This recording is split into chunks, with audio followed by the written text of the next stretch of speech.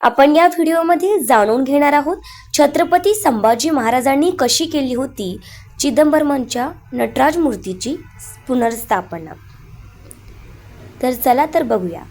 तामिळनाडूतील चिदंबरम मंदिर हे भगवान शिवाच्या सर्वात पवित्र तीर्थक्षेत्रांपैकी एक आहे, जिथे विश्वनृत्य करणाऱ्या नटराज मूर्तीचे वास्तव्य आहे। आणि पण 1648 मध्ये विजापूर सल्तनतीच्या हल्ल्यादरम्यान मूर्ती काढून घेण्यात आली, ज्यामुळे जवळजवळ 40 वर्षे पारंपरिक विधी पद्धती बंद पडली। पण खरं तर ती चोरली गेली नव्हती, तर लपवली गेली होती।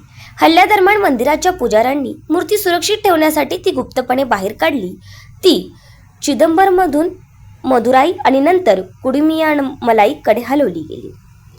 तब्बल 37 वर्ष हे मंदिर मुख्य देवतेशिवाय उभे राहिले आणि मग छत्रपती संभाजी महाराजांनी राज्यामध्ये पाऊल ठेवलं। तामिळनाडूतील सेंजी किल्ल्यावर राज्य करत असताना एका मान्यवर पंडित मुथिया दक्षिण तारांकडून नटराज मूर्तीचे गहन गुप्ततेची माहिती मिळतात छत्रपती संभाजी महाराजांना त्वरित कृती केली। पुजाऱ्यांनी मूर्ती परत आणल्यावर संभाजी महाराजांनी तिची चिदंबरमध्ये भव्य पुनर्स्थापना केली। तामिळ ताम्रपटातील शिलालेख आजही हा क्षण चिन्हांकित करतो।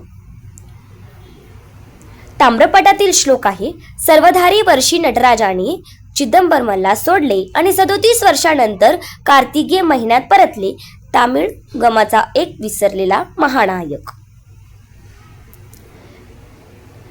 मजेदार गोष्ट म्हणजे छत्रपती संभाजी महाराजांच्या तामिळनाडू दौऱ्यातूनच सांबरचा जन्म झाला।